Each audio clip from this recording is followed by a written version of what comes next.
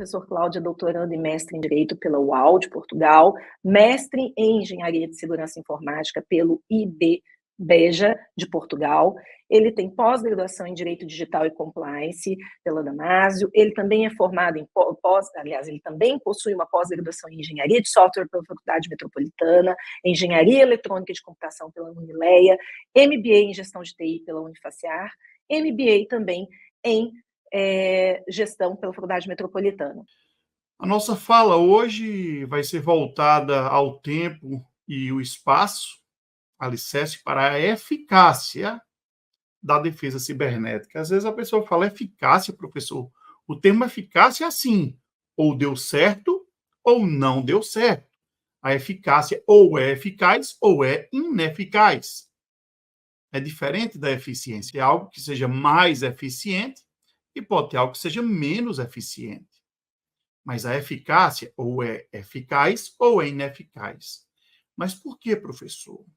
O tempo e o espaço têm uma relação com a eficácia. A gente vai conversar sobre isso. O termo, a gente precisa compreender um pouco rapidamente, sobre o que é a defesa e o que é a segurança. Porque muitas vezes a gente fala defesa cibernética e há uma relação, na verdade, você está falando de segurança cibernética. São parecidos, mas são distintos. A gente precisa compreender o que é a defesa e o que é a segurança. Mas, professor, como é que eu consigo entender o que é defesa e o que é segurança? Dicionário. Então, eu trago aqui o dicionário e apresento esses dois pontos, certo? Quero deixar uma indicação bibliográfica.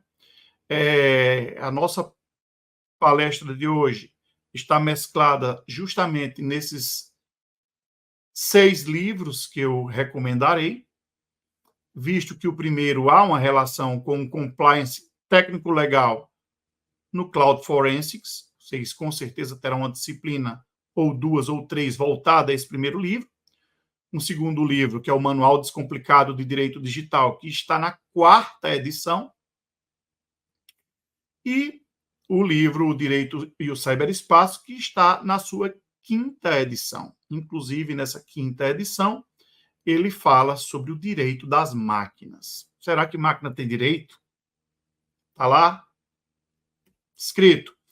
Temos aqui também A Proteção de Dados e o Compliance Digital, que é um livro que está na 2ª edição, publicado em Portugal e no Brasil. Assim também como esses 2 últimos livros, Cibernética Jurídica, O Juiz Cibernética.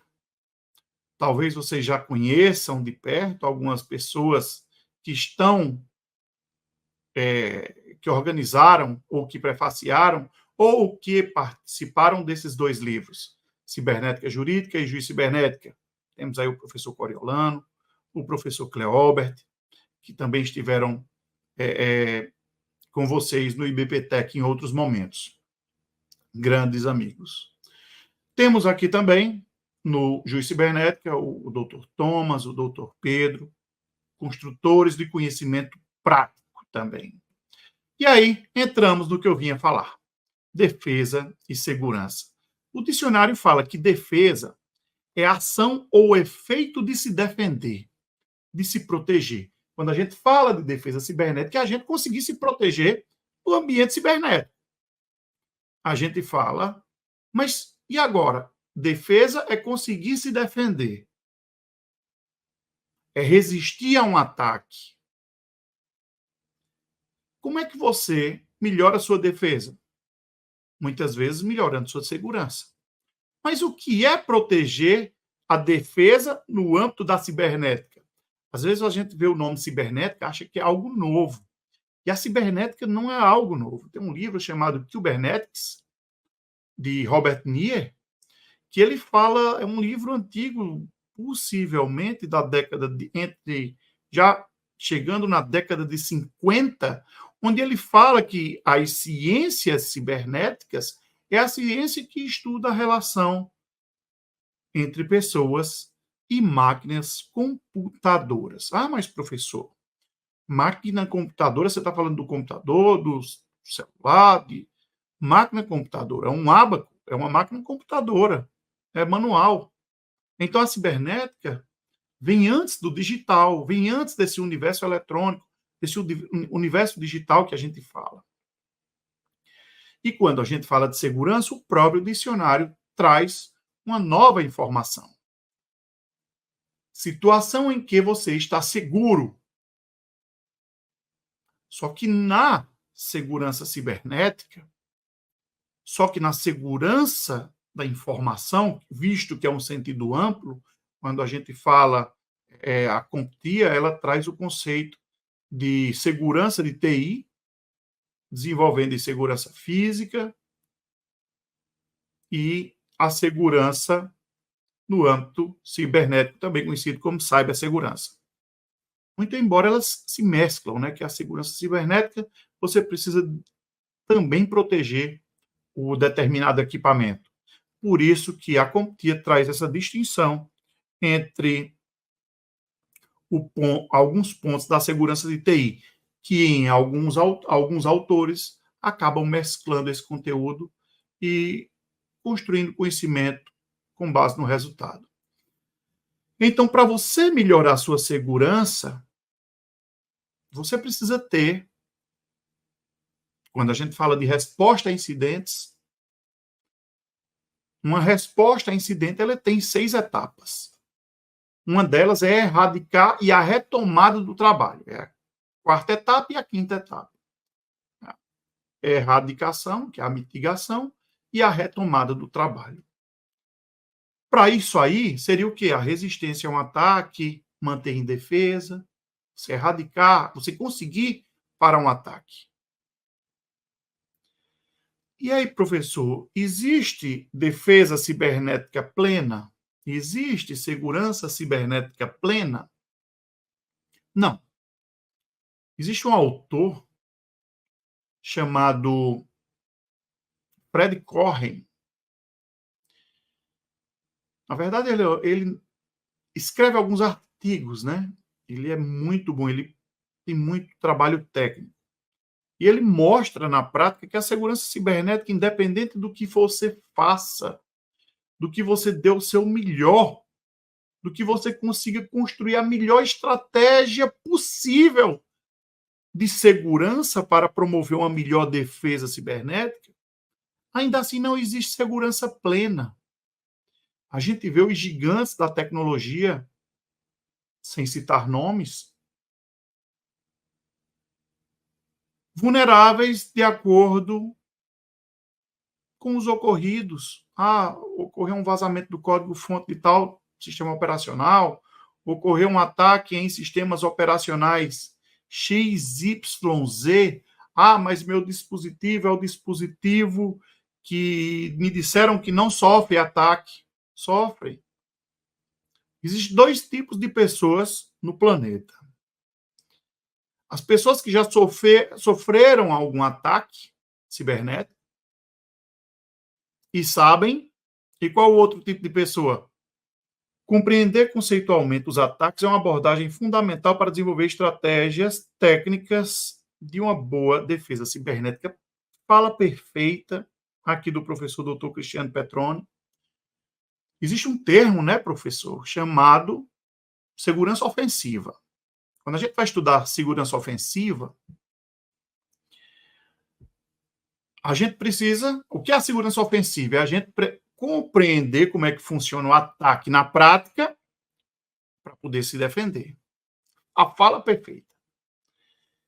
E aí, quando a gente compreende como é que funciona determinado ataque, a gente consegue se defender melhor. Mas, professor, por exemplo, deve aqui ter pessoas que trabalham na área de pentest, trabalha com segurança ofensiva na prática, que compõe o Red Team. O Red Team, né, que é o time que fica naquela briguinha com o Blue Team. Blue Team, o time que vai gerar a defesa, que vai gerar todo o processo, e o Red Team que vai tentar gerar esse ataque. Professor, quando a gente vende um pentest, a gente vende 10 horas, 30 horas, 80 horas. Como é que funciona isso? Eu vendo quantas horas? Olha, para quem é pentest aqui, vai saber que se você vende 10 horas, você vai encontrar 10 horas de vulnerabilidades. Se você vende, se a pessoa contrata 50 horas sua, você vai, dentro dessas 50 horas, vai encontrar mais vulnerabilidade. Se você trabalhar de forma permanente, que é isso que existe em algumas empresas, buscando vulnerabilidades, você vai achar vulnerabilidades. Porque quanto mais horas, mais vai encontrar. Tem muita gente que não entende a realidade do ataque.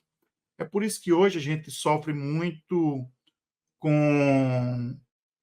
Às vezes a gente toma o maior cuidado possível e alguns familiares da gente acabam sofrendo, perdendo o WhatsApp. Hoje, com a inteligência artificial, consegue-se clonar uma voz rapidamente, consegue-se clonar, utilizar o deepfake.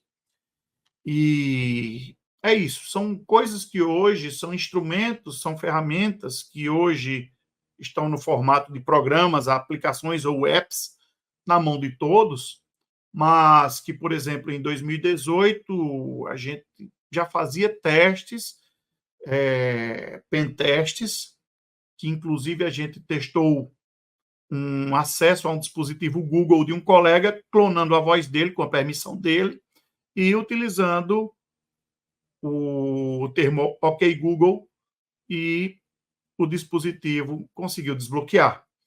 E foi em Portugal isso, com um colega Nuno. Facilmente ele conseguiu atingir um timbre, pegou o clone, clonou a voz da pessoa e falou parecido com a pessoa e conseguiu desbloquear isso. Então, hoje a gente vive e vai viver cada vez mais esses pontos. Então, a grosso modo, quando a gente fala de Estado soberano, quando a gente fala do Brasil, quando cada país fala do seu próprio Estado, o que promove, o que faz o Estado promover a ciberdefesa, ou a defesa estatal, a defesa em si, é buscar mais segurança.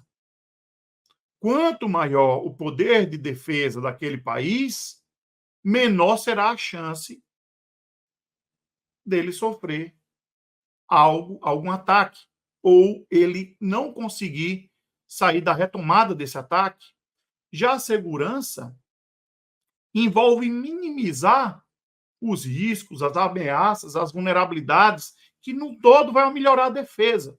Então, a defesa e a segurança irão trabalhar em conjunto. E aí, ainda para esclarecer, a defesa olha para fora, ela olha nas possibilidades que ela pode melhorar. Já a segurança, ela olha para dentro. Eu vou dar um exemplo aqui no âmbito de desenvolvimento, e a defesa, quando ela olha para fora, ela poderia funcionar como uma segurança ofensiva, porque você, por exemplo, quando você vai fazer um pentest, no pentest black box, você recebe o link do determinado aplicativo web e começa a testar. Você só recebe o link, o www.nome do aplicativo x.com.br, e você, no teste black box, você vai analisar esse link e vai poder encontrar algo com base na segurança ofensiva. No pentest, você vai ver o que as pessoas o caminho que a pessoa vai percorrer até você. Certo?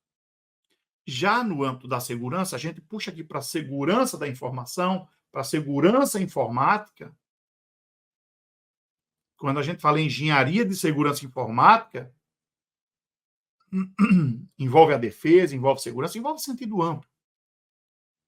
Você olha muito para dentro no âmbito da segurança. Tem um termo muito ligado à segurança, que vem até prévio à gestão de riscos. Qual é? A auditoria. A auditoria seria um teste, por exemplo, teste white box, onde uma empresa aonde uma empresa te contrata, você está acompanhando o melhor desenvolvimento de uma aplicação e melhorando a segurança dessa aplicação no termo do controle de memória de um campo, limitando, fazendo controles tanto no front, quanto no end, quanto na base de dados, quanto no código em HTML, para você limitar possibilidades de um SQLI, limitar possibilidades de um ataque de fuzzing. Então, quando você olha, você deseja melhorar a sua defesa, você está olhando nas possibilidades que as pessoas que você não tem controle irá tentar, possivelmente, realizar contra você. Já no âmbito da segurança, você vai estar melhorando o que no teu banco de dados? Por exemplo, os principals, securables. Você vai estar melhorando as credenciais de acesso, um múltiplo fator de autenticação internamente. Ah, professor, mas externamente também. Melhora nos dois âmbitos. Por isso que a defesa e a segurança caminham bem juntas. E aí eu trouxe aqui 6 pontos lá no Instagram do FBI. Olha aí, 6 tópicos. Os 6 pontos. Vejam, 6,9 bilhões em 2021. Dólares, viu? Vítimas perderam 6,9 bilhões de dólares. Aí, se você for nesse local, vai lá na plataforma do Instagram, ele vai ter um link que você entra no artigo científico que eles produziram com base nisso. Eles acreditam que apenas 25% da população denunciam lá, né, que caíram em golpe. O restante tem vergonha de dizer que caiu no golpe. E se calam. E a gente vê ataques envolvendo e-mail, tempo e o espaço. Tem alguma relação com o e-mail? Que na teoria geral do direito ele vai dizer o que é Estado. E existe um princípio, que é um direito fundamental também, que ele fala da soberania. A soberania interna, que é a soberania que a gente elege alguém, aquele alguém é um soberano perante não só quem elegeu, mas para o povo, sempre. Em todo o processo do Estado Democrático de Direito, é eleito um soberano e esse soberano é do povo todo. Sempre. Desde 88. E desde alguns momentos antes. E isso aí, existe a soberania interna, que é essa, e a soberania externa, que fala que os estados, esse âmbito da soberania, ela vem lá de um tratado chamado Convenção de Westfália, ou Tratado de Westfália, que diz que todos os estados são soberanos. Ah, professor, quem tem a soberania maior, o Brasil ou Portugal? Todo estado é soberano, é igual, independente de qual seja. Ah, professor, mas esse país se acha mais forte, ou esse país é muito fraco? Todos são igualmente soberanos. E quando a gente fala de ataques envolvendo e-mail, quando você está no Brasil, quando você está dentro do Brasil, você precisa obedecer às leis do Brasil. Ah, professor, eu vou morar em Portugal, mas eu sou brasileiro. Eu obedeço às leis do Brasil ou eu obedeço às leis de Portugal? Se você tiver dupla cidadania, você vai realizar. Se você está em Portugal, você precisa obedecer à lei portuguesa. Se você mora lá, residente lá, e continua com a cidadania brasileira, você precisa declarar que está morando lá, certo? Porque senão você perde seu CPF. O CPF ele é declarado através de um processo que você faz lá, faz tempo que eu não faço, que você mostra a regularidade do CPF. Como eu declaro imposto de renda, então o próprio imposto de renda já diz que meu CPF está regular. Então, qual a problemática do e-mail diante do espaço? O e-mail, a gente vê lá a terminação Gmail, você sabe de onde vem aquele e-mail? Se você recebe uma ameaça, você vai realizar uma perícia, você vai coletar algum dado e aquele e-mail, aquele servidor, ele fica em outro estado soberano, como é que você vai coletar fisicamente de um computador que está lá em outro país? Isso aí envolve o espaço. Para o desenvolvimento de investimento, não precisa nem eu dizer quando a gente vê que os criptoativos, as criptomoedas, utilizam tecnologias distribuídas, a blockchain. Você já, em outro momento, tem até uma fala falando de blockchain aqui no IBBTech. É uma tecnologia distribuída, é para descentralizar. Professor, mas o Brasil consegue mandar em algo de uma tecnologia distribuída como Ethereum e Bitcoin? Não. Ah, professor, mas um país mais forte vai conseguir, como um determinado país A, ou B, ou C, vai conseguir? Não. É distribuído. E aí, esses estelionatos, mediante fraude eletrônica, furto mediante fraude eletrônica, até tem uma lei 14.155, recomendo a leitura, que tem um agravante da pena quando você utiliza servidores que não estão no território brasileiro. O que é que isso implica? Se não está no território brasileiro, muitas vezes não consegue ter um resultado positivo.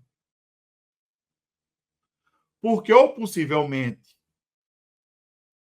está utilizando uma prática antiforense, como um VPN, um proxy, ou simplesmente está em outro estado soberano. E aí, nisso aí, o que é que implica? Se a pessoa, se um cybercriminoso de outro país ataca o Brasil, a polícia começa a investigar, a polícia judiciária começa a investigar, vai se esbarrar onde? Tem acordos de cooperação internacional, como, por exemplo, o EMILAT, o decreto 3810. Existem outros acordos internacionais. Eu falei, no caso do Brasil, para os Estados Unidos.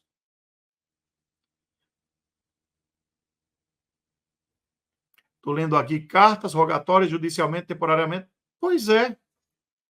Esse procedimento demanda tempo.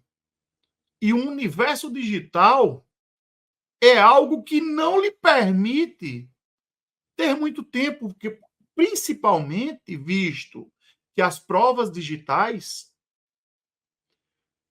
segundo Pedro Verdelho, elas conseguem se perecer facilmente. Ah, professor, e agora?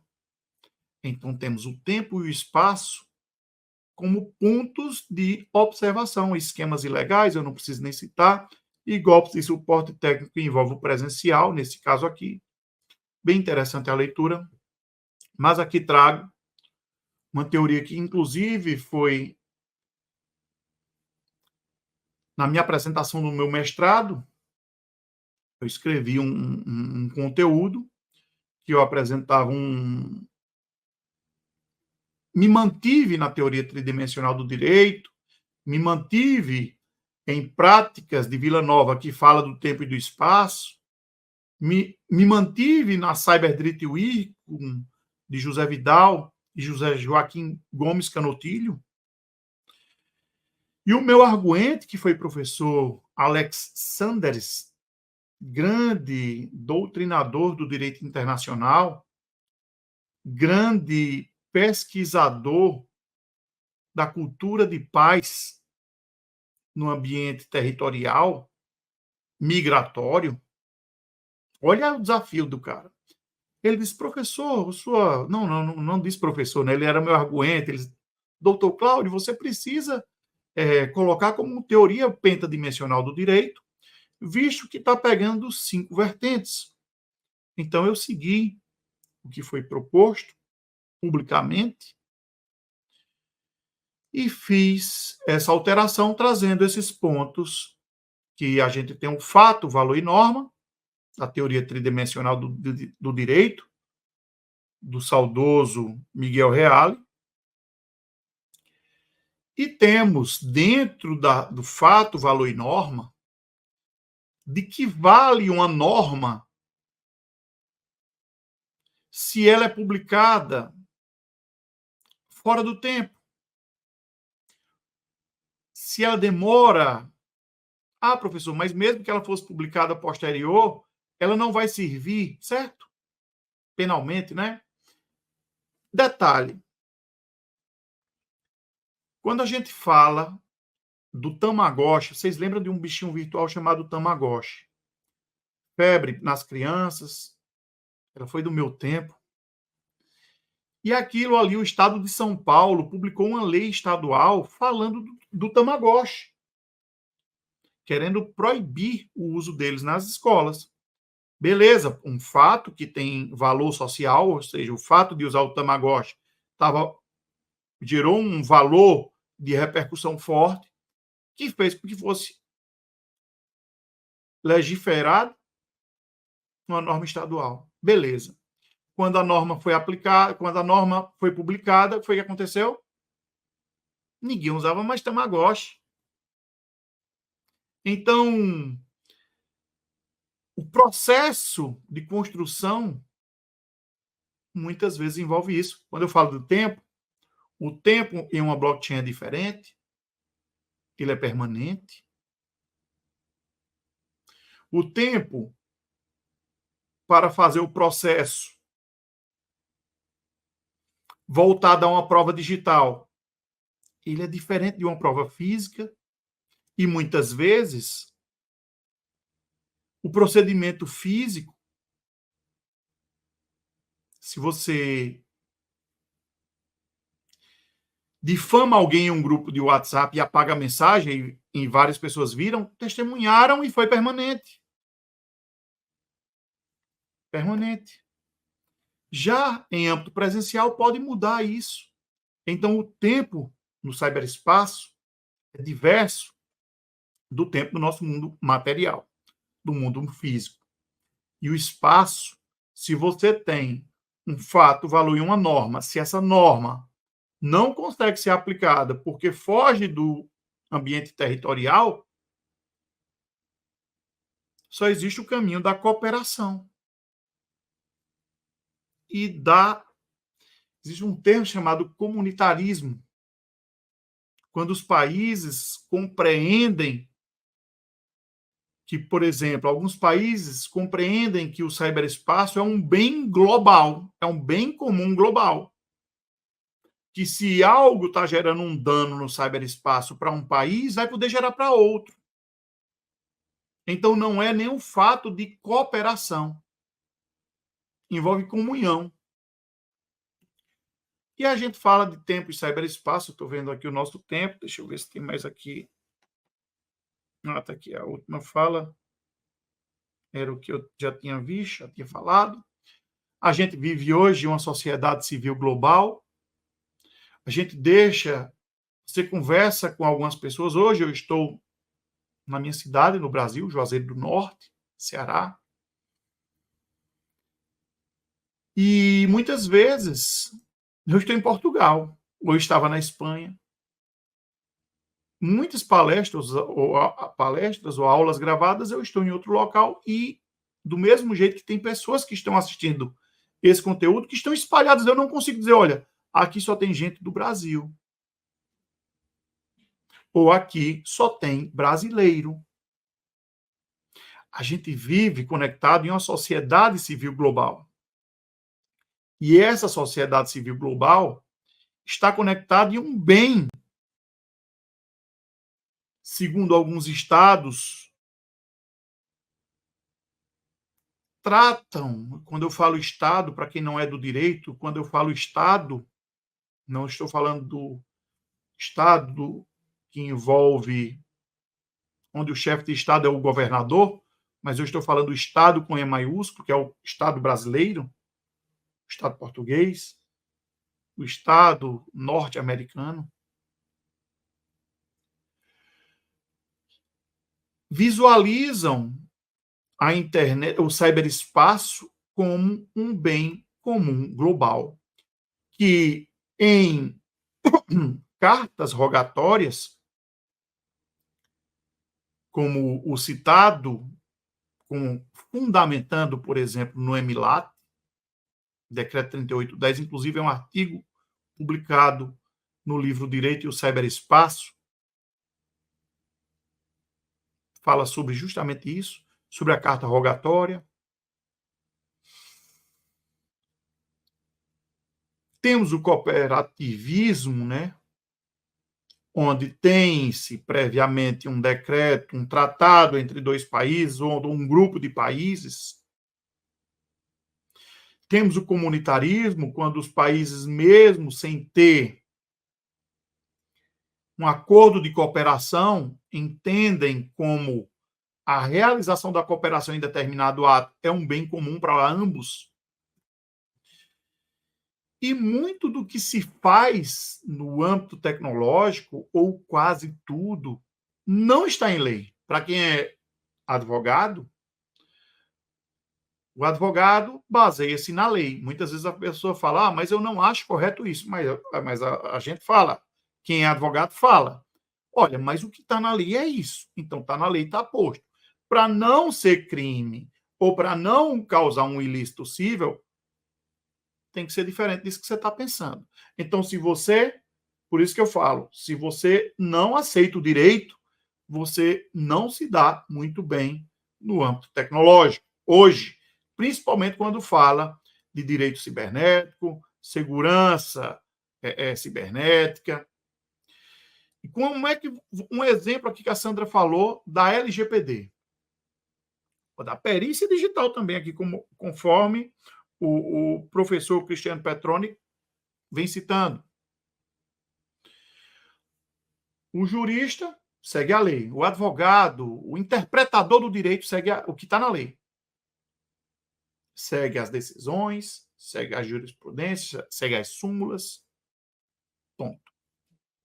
Segue lá o que está na LINDB, artigo 4º. Lei de Introdução ao Estudo do Direito.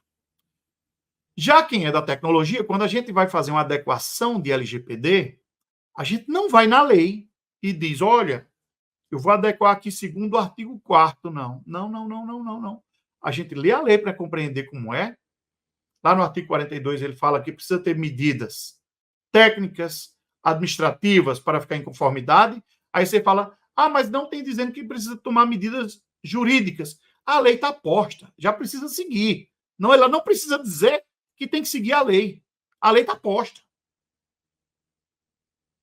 Quando ele fala técnica, está voltado ao universo informático, né?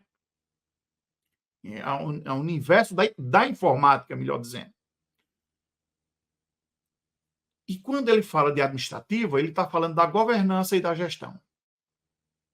Quando a gente fala de fazer a conformidade em segurança da informação, o que é que a gente precisa fazer? Compreender a ISO 27001, 27002, 27005, Cibersegurança 27014.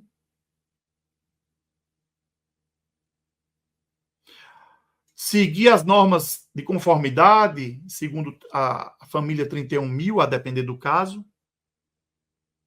Seguir o processo de auditoria, conforme as soft laws, as ISOs. Professor, você esqueceu alguma? São várias. A 27701 é a direcionada para privacidade e proteção de dados, mas eu não posso dizer que é só ela, porque as outras são necessárias. E as soft laws hoje, se você diz eu preciso estar adequado à LGPD, são soft laws que você implementa.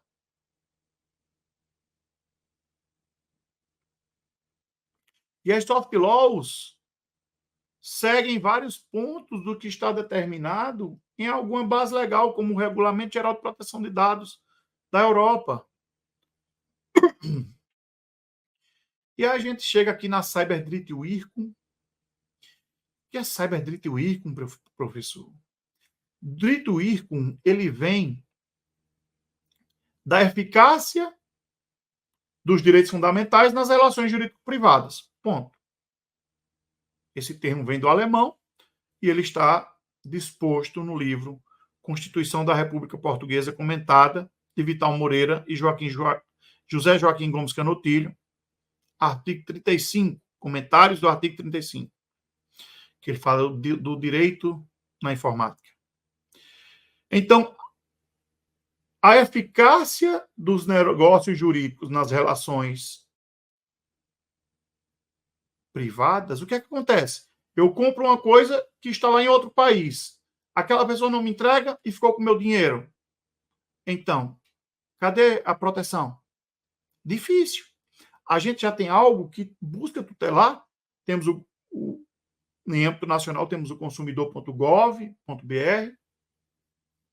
Em ambiente internacional, temos o econsumer.gov, que existe um acordo de cooperação de comunhão, para melhor dizendo, um comunitarismo. Veja que a palavra é comunitarismo, tá? Não se confunde. E cooperativismo. E nisso aí, tô vendo se tem mais alguma coisa aqui. E a Cyberdrit WIRCUM seria a eficácia dos direitos fundamentais nos negócios jurídicos que ocorrem pela internet. E aí temos uma base para a teoria pentadimensional do direito, que é a Cyberdrit WIRCUM, o Código de Instrução Criminal belga, em seu artigo 88. Aí tem tópico 1 e 2. No tópico 2 ele fala que se uma prova digital, se algo que, para provar um determinado crime, precisar ser coletado em ambiente externo, o juiz pode mandar coletar em ambiente externo e depois ele se resolve com outro país, porque ele vai alegar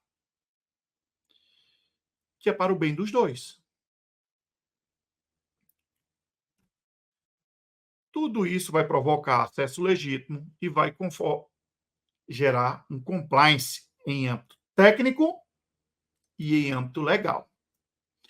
Professor, e o resultado de a gente não do tempo e o espaço, quais são os pontos que muitas vezes a gente não consegue resolver? Como é que aplica a teoria pentadimensional do direito? É uma teoria, é algo que está sendo construído, está escrito em todos os meus livros, eu pincelo um pouco sobre tudo isso aqui que eu estou falando.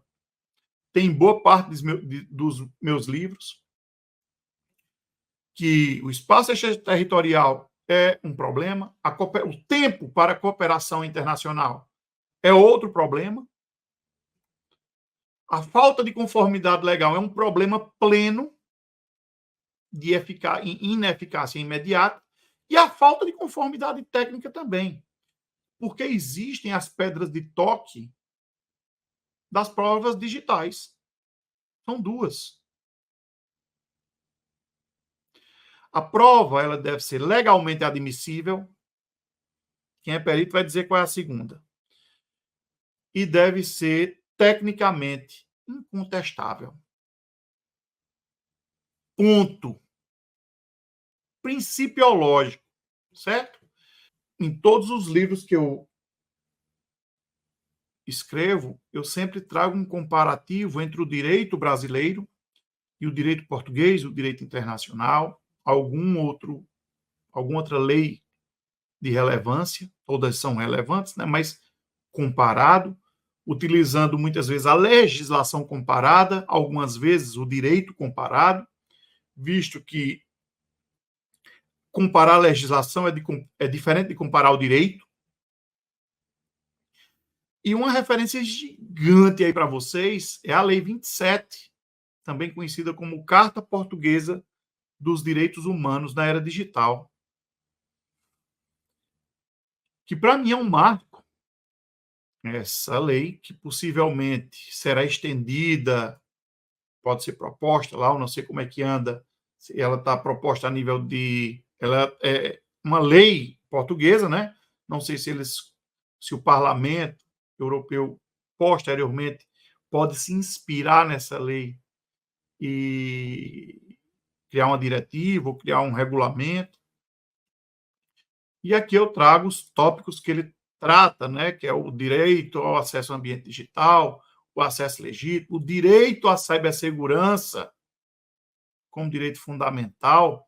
A gente fala da segurança, segurança é sentido amplo, envolve segurança, cibersegurança, mas aqui ele traz o termo cibersegurança, garantia de acesso e uso, tudo isso que a gente fala no universo digital está proposto aí, como fake news, como identidade, tudo. Basicamente, você vai encontrar muito conteúdo. E algumas considerações, a gente entra aqui que o Brasil ele vem evoluindo de 2018, 2000 e... Eu sempre faço uma evolução das leis no meu livro, Manual Descomplicado de Direito Digital, eu volto ao direito digital, e no livro Proteção de Dados é ênfase à proteção de dados. E nisso aí,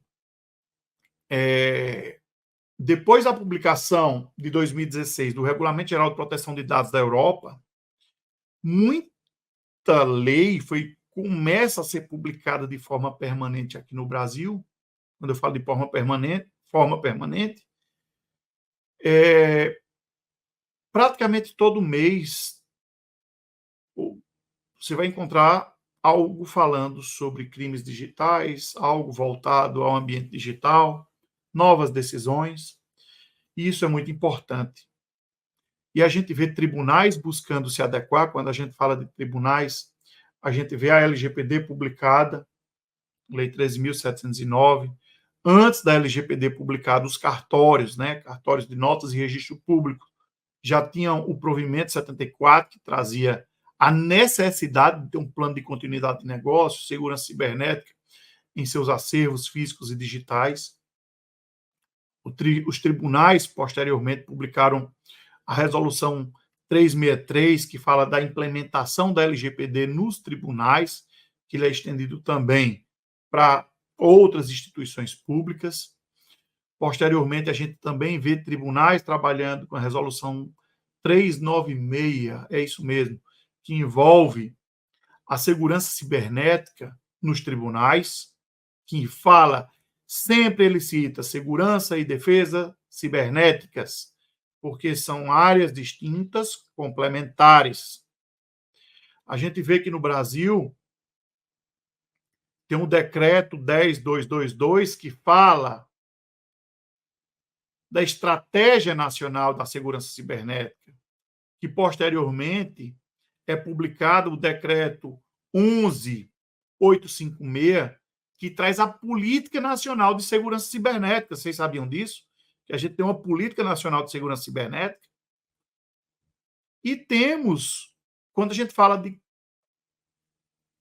cooperativismo nisso tudo, temos a Convenção de Budapeste, que foi publicada no ano na década do ano 2000, com alguns signatários naquela época, e o Brasil apenas tornou-se signatário em 2023 com o decreto 11.491. Professor, em Portugal tem algo falando sobre segurança cibernética? Tem. A diretiva NIS-SRI e a NIS-SRI 2. Muito importante a leitura para quem é dessa área, para quem vai trabalhar em âmbito nacional. Quem trabalha com perícia sempre vai chegar em âmbito internacional facilmente. Existe um rito para isso tudo. E aqui no Brasil, embora a gente seja bem maturado, temos uma justiça bem maturada, mas não só, eu falei aqui no Brasil, mas o mundo passa por transformações permanentes.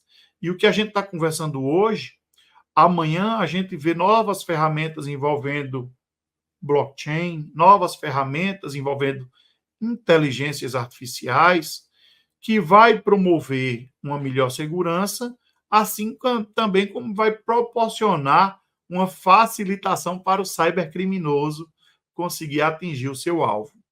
O que eu falo para vocês, para concluir, é que quanto maior o conhecimento que você tenha e quanto maior a desconfiança que você tenha, menor a probabilidade de você ser um alvo.